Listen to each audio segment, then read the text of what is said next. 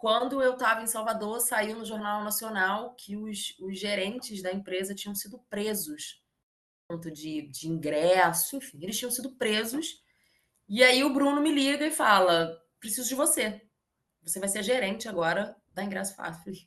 Falei, como assim? De secretária do dono que passou a contar ingresso, eu virei gerente. E aí foi o que eu comecei a ir a todas as reuniões da FERJ. Eu era a única mulher e eu lidava com todos os presidentes das torcidas, porque eles tinham que entrar onde eu trabalhava, né, na minha sala, para pegar os ingressos. Eu comecei a assistir todos os jogos, eu ia para todos os jogos, porque quarta-feira tinha jogo, quarta e quinta, naquela época, tinha rodada dupla, às vezes, na quarta, ou às vezes na quinta, e eu ficava até tarde por conta dos bilheteiros, e trabalhava absurdamente. Até que aconteceu. E eu sempre fui muito Caxias, assim. Se você falar para mim, Vanessa, isso aqui você não pode dar nem para minha mãe, tá? Eu não quero, eu sou teu chefe e eu tô mandando. A sua mãe não vai poder.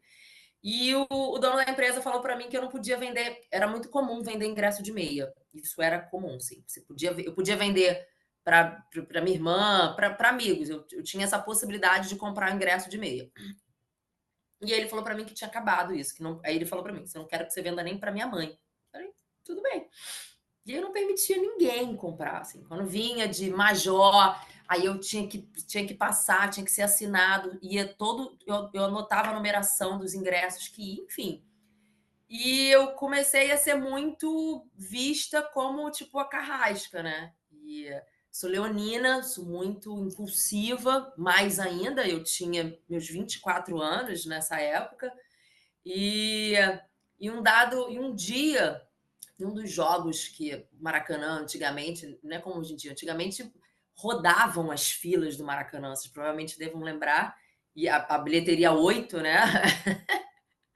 Rodavam as filas, que eram enormes, e, e eu cheguei, a minha sala era muito próximo da bilheteria 8, e eu cheguei e eu vi uma cena de um segurança.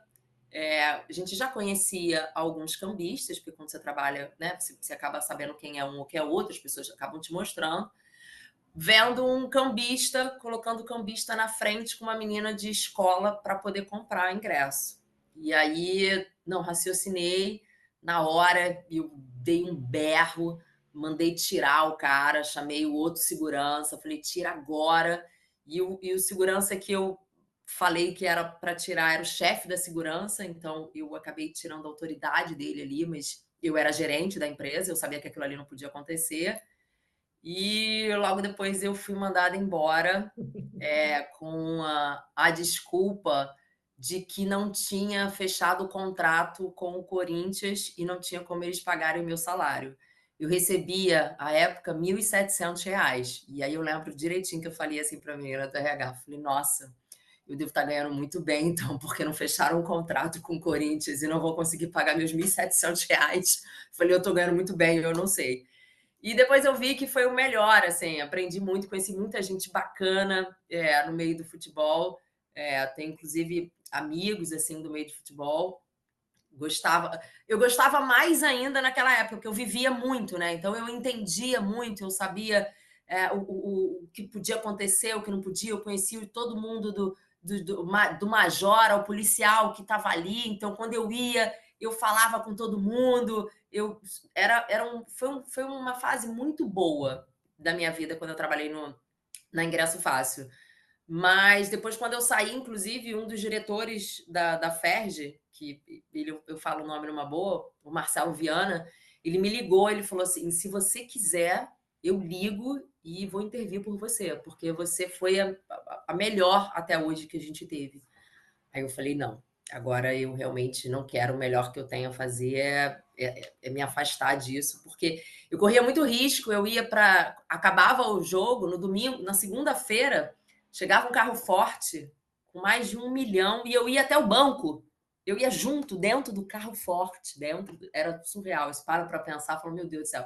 Eu ia dentro do carro forte até o Banco Real, na época, ali em Vila Isabel, para deixar os malotes, ficava dentro da gerência lá, para eles contarem todo o dinheiro para ver se batia. Então, assim, corri um risco muito grande por um bom tempo, mas foi uma grande experiência que eu tive, assim, em trabalhar com futebol. Eu, antigamente eu não entendia nada mesmo, na época o Bruno era do Flamengo, e eu lembro que o primeiro jogo que eu assisti, que eu fui com amigas, naquela época tinha camarotes, e eu fui com amigas, eu falei, gente, mas o Bruno não fez o gol. Aí minha amiga olhou para mim e falou assim: amiga, pelo amor de Deus, fala baixo, porque ele é o goleiro. Não passa essa vergonha, não. Eu não entendi absolutamente nada e comecei a entender.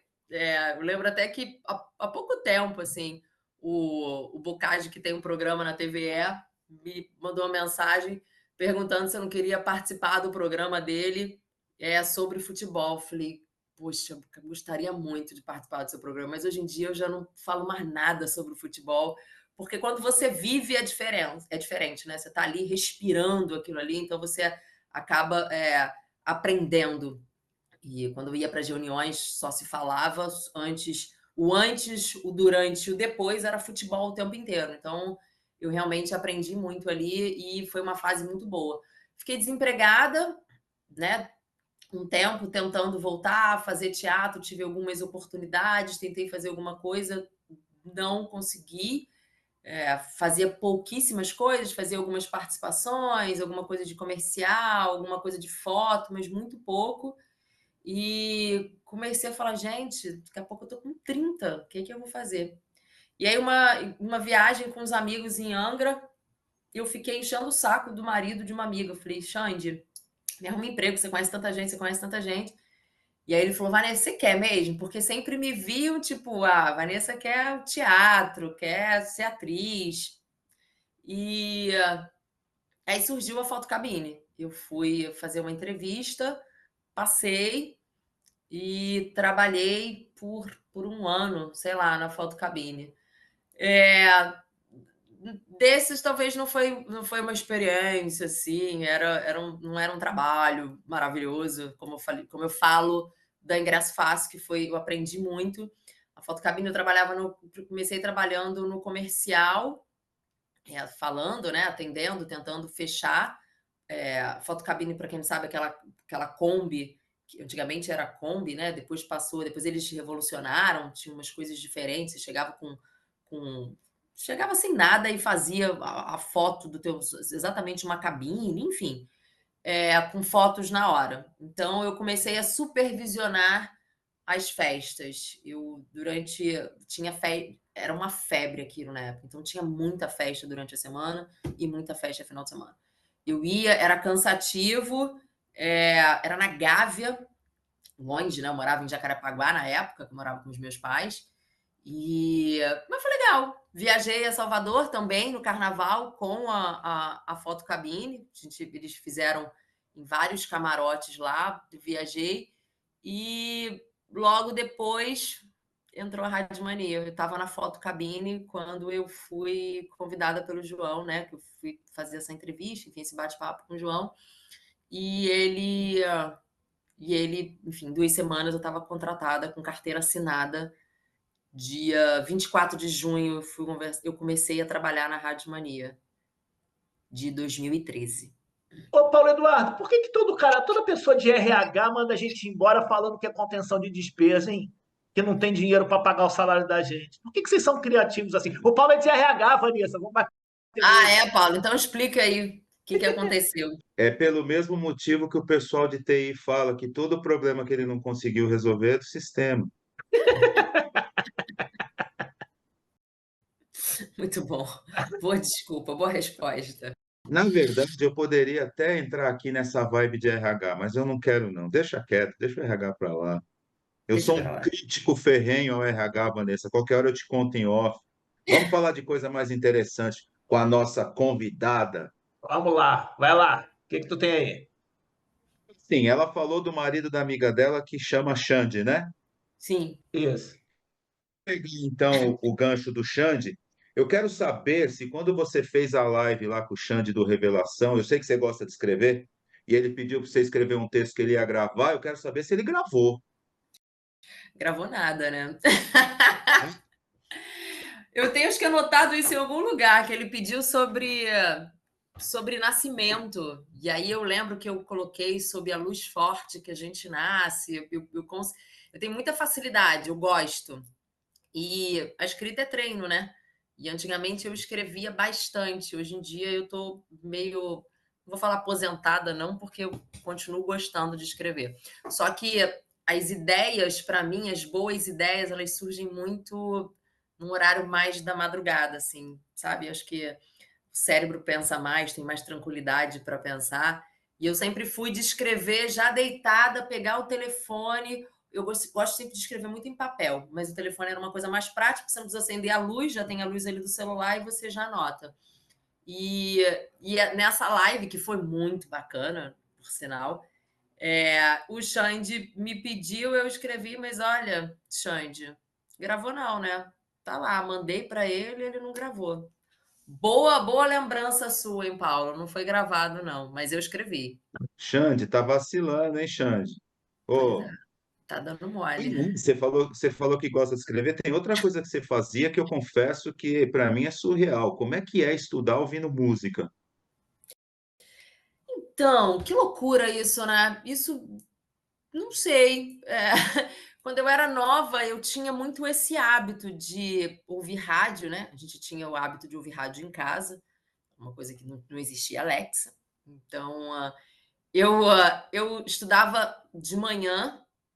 E aí eu dormia a tarde inteira. Minha mãe trabalhava, meu pai também trabalhando, então eu dormia, ninguém sabia que eu estava dormindo, minhas irmãs estudavam à tarde. Eu dormia a tarde inteira, acordava ali por volta de 5 e pouco. 6 horas eu começava a estudar e ligava o rádio. Eu gostava de estudar ouvindo música. Eu sempre tive o hábito muito de ler em voz alta, assim. Acho que por conta do, eu acho que nem vou falar por conta de teatro, não, porque na época eu não fazia teatro. Eu comecei a fazer teatro com 13 anos. E há épocas que eu ainda não fazia. Eu tinha o hábito de comprar, a gente tinha antigamente o jornal Globo, né? A gente assinava, enfim.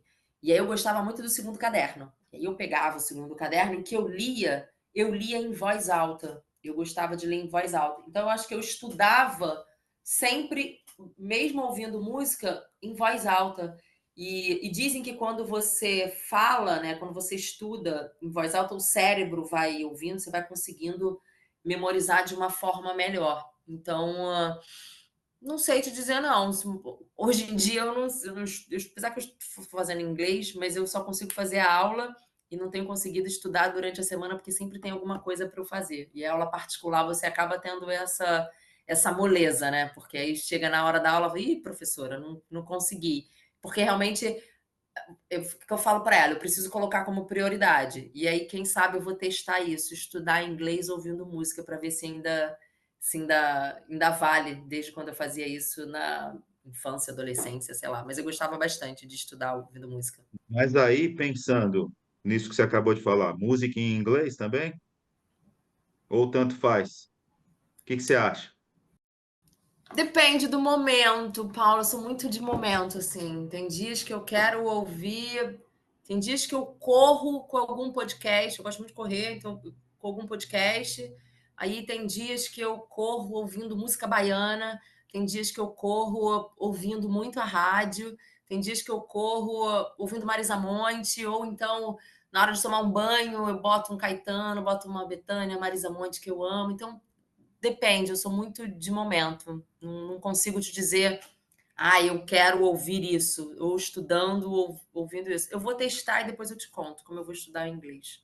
E é nessa época que você estudava ouvindo música, que você ligava para o Big Mix só para ouvir sua voz no rádio?